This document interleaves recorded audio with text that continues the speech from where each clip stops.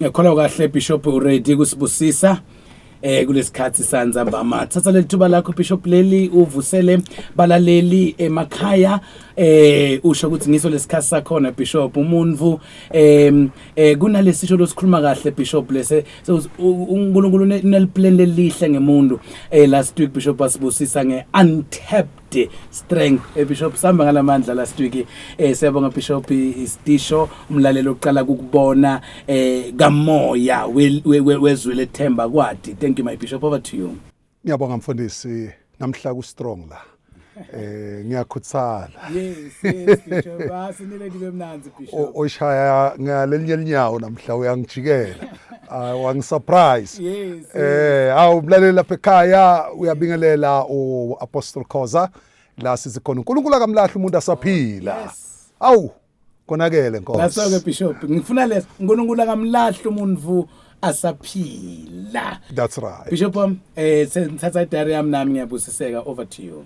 Siyabonga kakhulu umlaleli lapha ekhaya ngiyabingelela nangalana ku technician hayi kumatima ku strong kusilethemba siletha ngithemba umlaleli lapho khona noma bebakutshela ukuthi wena into takho tiyabhetsa. I want to tell you wake up tomorrow uthatha ishower bese uma unganayo I makeup thathe umlotha Okay qobise okay ayiphonsi uma ingekho phela noma ke ushaye nje ngeflower. yes bathanda bafana polish le brown Bishop. Awu ube siyabonakala nje uba light brownish. Yes. Mlaleli usho ukuthi mabakubuda kwente njani usho ukuthi izinto zami zibuyile because God is good. Khuluma nesilungu nje kancane uthi of course ngoba lo nkulunkulu esimkhondako unamandla mlaleli. Namhlanje ngifuna ke kuba sikhulume the greatest weapon on earth that is above even the atomic bombs le ekhona esinikwe yona njengabakholwa lesikholelwa Kristu. Live lenkosi mlaleli namhlanje ngicela ukuthi silibuke ngekusheshsha laphana incwadzini yeRevelation chapter 12 verse 11 iti and they overcame him by the blood of the lamb and by the word of their testimony and they loved not their lives unto the dead. Siyakhuleka mlaleli vala umehlo la ukhona baba izwi lakho leli liyaphila. Siyakhuleka ngegama lika Jesu liyafinyelela endlini because it knows no limit no bound. In the name of Jesus khuluma ukuphila nakulonkosi ebekatshela ukuthi izinto ziyabheda namhlanje uyaphakama ngegama lika Jesu waseNazaretha. Amen. Mlaleli lapha sizwa indaba enkulu lenzaba lesikuyo namhlanje la sikhuluma ngamandla esinike wona la lithi live lenkosi bamnqoba omubi ngegazi lewundlu nangamazwi obufakazi. Ngifuna kusho umlaleli ukuthi noma ungabe unelivolovolo noma ngabe ugatsiwe 24/7 you are not safe if you are not surrounded by the blood of the lamb. Into lenkulu mawusaphila emhlabeni lekumele ukuthi ube in touch with is the blood of Jesus. Siphila in the new covenant lapho sikhuluma ngeblood covenant lapho uJesu weta lithi live lenkosi he cut through the altar kwatsabuka lo mphetho lowo that high priest in the order of Melchizedek. Manje sisukile ku the old covenant labe kumele silethe imhlatshelo khona uma sonile phambi kwaNkulunkulu. Namhlanje lithi live lenkosi mlaleli uma sonile sinompriest omkhulu ongene kanye akangeni kaninginingi. Imagine if bowona kumele njalo ulethe inkukhu ulethe ilembu utonikela kube mhlatshelo bantu bebadawusho ukuthi yes inzima insindiso but God has made salvation to be free of charge though it is costly. Funa sikwati lokho ukuthi it is free of charge however it is costly ngoba it cost the life of Jesus ukuthi ashiya amazulu ete atosfela emhlabeni ukuze sibe nempilo engunaphakathe sithola ukusindiswa. Mlaleli ake ngisho ke ukuthi kuta kwaJesu kwavala the old chapter kwabe sekusenta thina sabathi indlalifa kunye naKristu. Uthi Paul, he is the firstborn of the believers. Kusho ukuthi thina we are the sons of God. Nathi singamadodana kaNkulunkulu kunye naKristu. Athi uma echaza futhi asajula, athi usihlalise kunye naye ngesokudla sika Baba ezulwini. Ngula thina sibelonga khona mlaleli, noma singabe sila emhlabeni simo siku-challenger lithi live lenkosi uyabona noma sila emhlabeni we are not of this world. We might be in this world kephana asibo believe. Kungako ke mlaleli, uma siphila kulomhlaba kumele sitati have identity. Utati ukuthi ungubani, uyindlalifa, uyabida, uthengwa ngenani eliphezulu. Ngisho noma ngahlanganiswa the banks of this world, kubuke i-currency, ayikho ibank elingathenga your soul. You are so special. You are so costly to uNkulunkulu. Kungako kweta Jesu atokuhlenga, the redemption lendeke impilo ntethu mlaleli sathengwa ngenani eliphezulu ngoba imali noma the gold in the gold fields of Johannesburg, it could not purchase or procure your soul. Kepha kwathingeka amazulu ukuthi ehle atele wena mlaleli, never waste your life. Usaphile emhlabeni uphile under the bondage. You can bring a turnaround in your life ngoba live lenkosi. We overcome the enemy. We overcome the devil by the blood of the Lamb. Namhlanje kwendeke bakhulumile ama-curses over your life. I want to assure you mlaleli ukuthi wena you are an overcomer. You are more than a conqueror. Noma manje kungabuka ngathi tinda tihambi ngendlela le ufuna ngayo, but kunemfihlakalo. I-victory iqala from inside out, ayiqali from outside in. You need to start receiving this power pact, which is faith. Ihlale enhlitweni yakho. Be pregnant. Uyabona njengomfati lokhulelwe. Lithi live lenkosi even noma agruna or sighing. Ngenxa yomhelo mlaleli. Kwendeke impilo yakho, it is not giving you what you want. Ufacana nama-challenges, but kulondlula kuko kumele wathi ukuthi you are pregnant of something big. Kule pain kwendeka londlula kuyo, you don't cry desperately, kodwa you cry with expectation ukuthi uma udlula kule simo there's something big lephumako la kuwe ngoba wena uyindlalifa kaNkulunkulu. Ngiyakuashora mlaleli, noma abantu bebakubita amagama, kodwa you need to know one thing, ukuthi wena uyindlalifa yezulu. So what does it mean ukuthi igazi leli lesikhuluma ngalo kuthi linamandla? Uthi mabhala umlobo wamaHebheru uthi igazi letimbuti nenani alikhonanga noma linamandla okuhlenga. Sibona abantu namhlanje bathenga tiphongo, bathenga timbuti bayogeza, basusa amabhadi tiqitho. Mlaleli, I want to assure you ukuthi uma unga-applya ingadi kaJesu all over your life, sukela ekhanda ketinyaweni, you are curse free. You are actually blessed than anyone next to you. You don't walk by sight, but we walk by faith. Sihamba ngokukholwa, asihambi ngokubona. Kunokwendeka unubuke ngemehlo akho lesimo lokuso ube sewuyati undermine. Namhlanje ngifuna ukuthi take yourself serious, because if you don't take yourself serious, no one will take you serious. First, take yourself serious. Utati ukuthi wena uthengwe ngenani. Now, ingadi kaJesu ke mlaleli, njengoba ngisho ukuthi yona inamandla ezulwini ayisebendi, lengadi isebenda la emhlabeni ngoba emhlabeni kunempi. We are in a warfare. Uthi Paul, we don't fight against flesh and blood, but we fight against principalities. Sibambane tikhwaka. Mlaleli, ezulwini akunampi, kune order kaNkulunkulu. Kepha siniketwe this weapon. Igazi likaJesu. Ngalithi lenkosi, they overcame. Lisho mina nawe ukuthi lesimo lobukene naso ungasinqoba negazi lewundlo. Asikho simo lesingetulu kwamandla akho. Ukhona omunye umfundisi owashona engodini yemoto.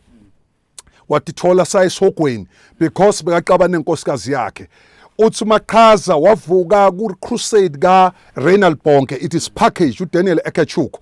uMaqhaza uthi uma ayesogweni wathi bona agqoka isudu aphethe iBhayibheli, uma aya emnyango wesihoko lento leyamthusa uma asonzele esogweni. Umuntu bekenda lento lebekayenda, uma kushothi bekathakatha bekadla lenyama ayigwinye sisu sibe sikhulu aphinza ayihlande. Uthi ke umuntu noma khala akusana kusindiswa lapho. Uthi uma sayongena uRenal Bonke ushumayela manje ngesicebi na Lazarus, uyasho ukuthi wabe sewuphosa amehlo ngale wathi ngicela uLazarus abuyele emuva after athi enye umuno wathi it's not possible, wathi akajika emuva ngoba abafowabo lomlungu abakholwa. Uthi ke uma shumayela ngalana lo mlungu naye khona umlungu lobekaqebile ayongena esogweni. Uma yongena esogweni ubone lo mfundisi naye uyahamba uya ngasesogweni, kanti uhlulelwa liqala lakhe lokuthi waqabana nemkakhe wafa engodini ngokuthi athukuthele wenda ipunishment kwemkakhe, kwathola lesono manje siyomfaka esogweni. Uma sayongena eminyango uthi the power and the force yelisango lase sogweni siyativulekela ngathi kune remote le controller le entrance, bantu bayakhala ngaphakathi. Uthi weva lendvodza leyiguquka ithi lo Babelona ngicela nimjikise ayoshumayela. Kuthiwa kanti ngalana abafundisi bahlangene bayathandaza, uma vuka labe wamlalise khona uyamemeta uthi where is my file, ngoba yena sewutumangela ukuthi ngalahlwa ngayesogweni kanti bengithatha umzalwane. Ngifuna kwathi ukuthi ngilahlelwane. Mlaleli, ngifuna kusho ke ukuthi ingadi yaJesu igcine ethuneni, akunakusindiswa ngaphesha kwethuna. Waba nenhlanhla negrace wabuya kule mpilo lena ngoba bekende into leNkulunkulu wayiweya, wabona ukuthi angeke ngimlahlele just this mistake, ake ngimhlenge ngimbuyise back to life.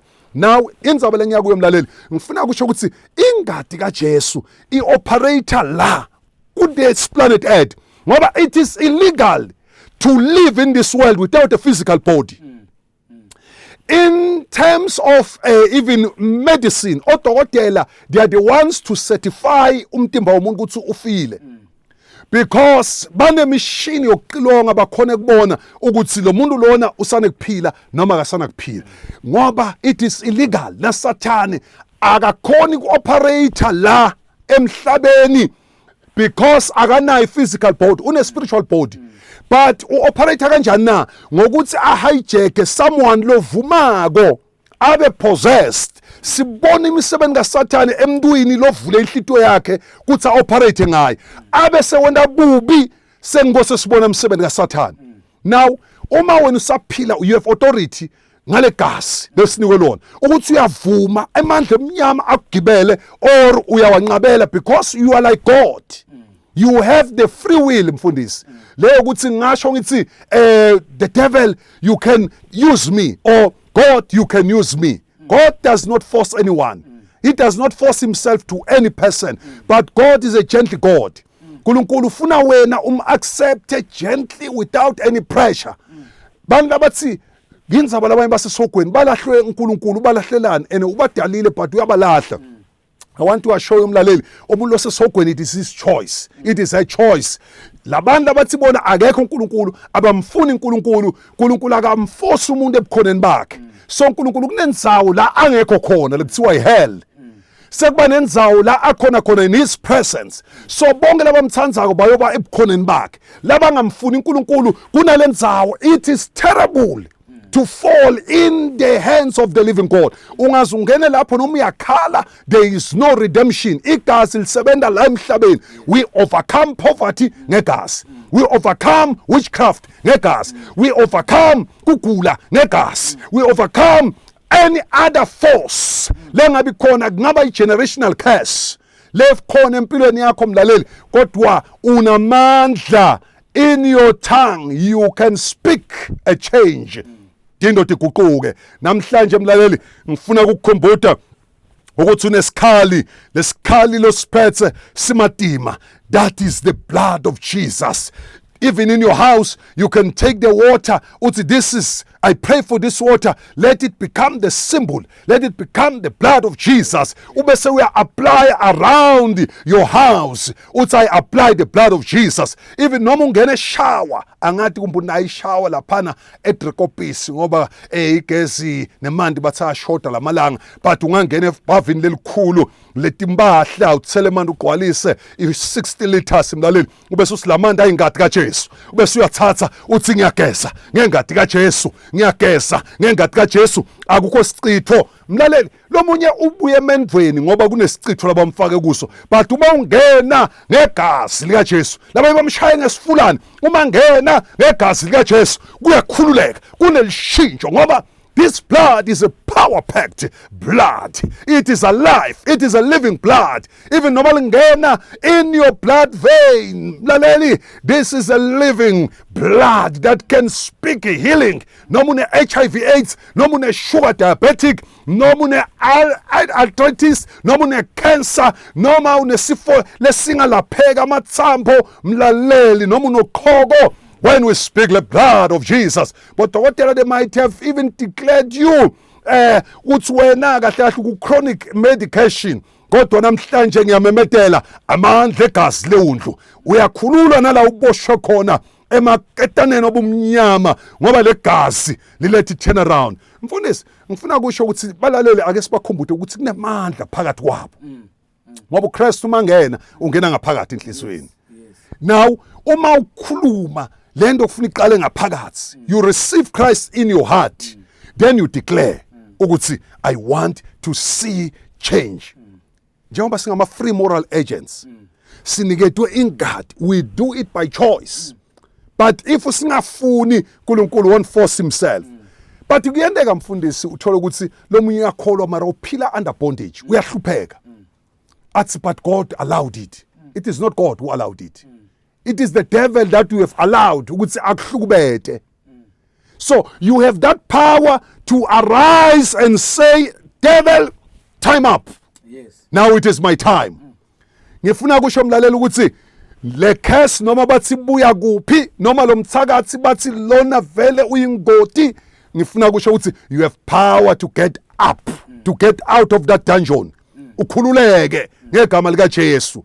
Lemiqondo ledakwe engqondweni yakho namhlanje, you can soak your mind in the blood of Jesus and you can get out God's way, out of poverty. You can get out of mashonisa God's way. You can get out of uyabona mlaleli ake ngibekele kumfundisi. Yes, Bishop. Uyabonani lento loyikhuluma kuyadala. Okay. Ngalenye ilanga ngiyeva ukuthi sayikhona ngidliwe imoto. Angikhona ukuyibhadala. Libhanki liyayilanza. Uma liyilanza ngabiyela ngashaya ngadayina. Lishisa langa. Sicathulo sithi good morning uma ngihamba angisakhona ukusishezela. But I said, "Oh Lord, no, it can't be." I became angry in the spirit. Yes. In terms of faith. Yes. I said this thing is not reflecting God. Yes. Yes. Then I decree and declared life. I went now kulenye garage mfundisi eli serious. Mangifika ngijulukile kuyashisa. Lo mlungu uyangihlangabeda uthi good day sir. It's good day. Uthi ke how can I help you? Ngithi I wanted to test drive this car. Yo. Uthi okay, let's go. Ungena uhlala ngala passenger ngiyangena ngala. Le timoto kulesikhathi ecala kuchintsha uyabona akusilo ukuthi uyagwedla. Yes, yes, yes. Nelfastera ayilo ukuthi wenda so mfundisi. Yeah. Uvela uyapressa nje ukuthi Automatic. Yeah. uyacruiser. Mina bengijwayele kulwa wena uma uqhamuka ngalenye ngizama kuze kube ebhlungu linyawo. Ngizama kufuqa ngiyaphambili ngikhuphuka inza. Kanti lo relaxile upress nje libutton yakhuphuka. Manje lo mlungu uyangikhomba lama features. Awu. Nami ngiyapressa ngifuthi. Okay. Ngithi uma ngikhuphuka iR40 la ye-White River ngayiva ngathi ihamba emehlelweni. Athi Jesus. Test drive. Ngithi ngifake i-aircon to the maximum, ikhipha le poverty, ikhipha le nhlupheko emtimbeni wami. Ngi-apply igazi leundlu lelithi they overcame him by the blood of the lamb. Mlaleli sahamba sathi masibuya uyabuya uthi here's my card. When are you filling the documents? Ngithi I'm coming. Yo. Ngahamba njalo. One day ngilele, I saw in the spirit, shoo, a new car yendelwe mine. Mlaleli, ngifuna ukusho ukuthi you are struggling, awunandlu. Kunendlu lapha eStelta siyathengiswa. Awunamoto, kunetimoto egcwele emagarage. Come on, Bishop. I want you wathi ukuthi awunamali igcwele lapha ebank. But kunetindlela tokuyi-accessa. How do you overcome? How do you preach from where you are to where God wants you to be? Sesiyathandaza manje. Salvation is near you. How do you move from where you are to where God wants you to be? Hey, lo mthandazo namhlanje ngifuna mlaleli ukwende ukuthi utshintshe magiya. In the spirit. Shift. Paradigm shift. Yes, paradigm shift. We spoke about that. Yes. Paradigm shift. Yes. Kumele izinto zijike, sitshintshe empilweni yakho. Overcome. We are operating in the new covenant. Yes. This operation makes us heads, not tails. These operations make us, on top, not beneath. Oh, yes. This operation makes us winners, not losers. Uthi Paul, we are more than conquerors. We are not just conquerors. Mabashaya isibhakela laphana kuba nabo champion, but we are beyond them. Oh, yes. The Bible, yabona is clear ngathi ukuthi sine sitindlalifa tezulu. If, for example, bo umntwana noma umntukulu kaMandela, you wouldn't be struggling. Yes. Because uma ufika uthi ufuna i-loan, but awuvele bakunikete free of charge. Oyindlalifa yombuso wezulu mlaleli. Mntomusha ungafi ungakafundi isikolo watshintsha simo ekhaya. Ungafune ama-ideas langaka upregnant kungabonakali. Labor, go to the labor ward. Pain. Urelease phela kufunza i-text labanye basebumnandini wena utivalele endlini. We are preparing yourself for tomorrow. You need to know ukuthi in this world you need to sow so that you get something bigger in the future. Ngisathandaza mlaleli, your great future is next to you. Just apply the word of God, uyobona a visible change. Namhlanje omunye ufuna umsebenzi akathi uthi uyothola njani. I speak divine connection. You will have good helpers that connect you to your destination in the name of Jesus. From now on, you will not die poor. In the name of Jesus, I decree. You will not die a sinner. You will die a child of God in the name of Jesus. Uma-ke mlaleli uyeva unqotshiwe ushayiwe sitha so uphelelwe ngamandla sewuzubhala i-obituary usaphila uthi ufuna kufa, and now you had to change your speech and say angeke ngife ngidawuphila ngibabade mandla kaNkulunkulu. Change the way you speak ngoba you have authority over your life. Call things that are not as though they are. Uyobona a visible change empilweni yakho. Namhlanje uNkulunkulu ukuvakashele ufohlile uNkulunkulu nasempilweni yami ngiyambona unamandla. As I told you about that move kuya laphana kule moto ngayi-drive mlaleli. uNkulunkulu wayiveza in the spirit. I went there uma sengihlanganisa amaphepha, everything came together. Today that car is debt free. I'm not paying it from the bank or wherever. Why? Because uNkulunkulu is our only source. In the name of Jesus. Izinto ziyatshintsha. Nina abantu abasha phakamani nitshintshe nibe ne-focus kuNkulunkulu. It starts with salvation. When you live life without Christ, it's a risk. You are gambling with your life. Yes. You need to repent so that you can receive eternal life. Take that step of faith right now and say, Lord Jesus, I need you. Don't chase things that khona emhlabeni. First seek the kingdom of God. Funa yena qala konke lokudinga kukhona kuye. So when you come to him, God knows your needs. From now on, ngikhuluma a blessing over your life. Let's pray. Osho enhlitweni yakho uthi Nkosi, ngizwile ilizwi lakho elithi nami ngaphezulu kwabanqobi. From now on, I receive this power from on high. Lelitshintsha impilo yami. We are praying, Father, in the name of Jesus. Ngikhuluma ukukhululeka phezu kwalo mfowethu nalo baba nalo mkhulu nogogo nalo mntomsha. In the name of Jesus, from now on, there is a turnaround in his or her life. Ngegama lika Jesu. Obekungenzeki kuyenzeka namhlanje. Miracle right now in Jesus name. Omunye Nkosi bese bamnikete nemalanga ukuthi utawufa. You will not die. I decree life. upon you in Jesus' name. Lomunye bekangaqasheki, I decree right now you are the business person. You are starting your own business. In the name of Jesus, God is the supplier of all your needs. In the name of Jesus, I decree and declare you will not die the way you were. In Jesus' name we have prayed. Hallelujah. Amen and amen. Bishop wasibusisa namhlanje mbama wasithatha wasibeka ngengadi yeliwundlu. Bishop utukhumbula ukuthi laphana kusambulo lithi liBhayibheli kunetidalwa letidalwa tiyabuta ukuthi ngibani lolungele kuvula nayi incwadi legocotiwe ezulwini bekangekho emhlabeni bekangekho kodwa liwundlu ngoba ingadi yayo isebendele kwathiwa nangu nguJesu waseNazi. Bishop siyabonga kakhulu ukusibusisa before ngudedela Bishop ngoba sengiyashisa sengisemandleni yathi Bishop sitshintsha nethi ngaze ngena wena e-studio sesihamba ngaleli giya ngale kwalo.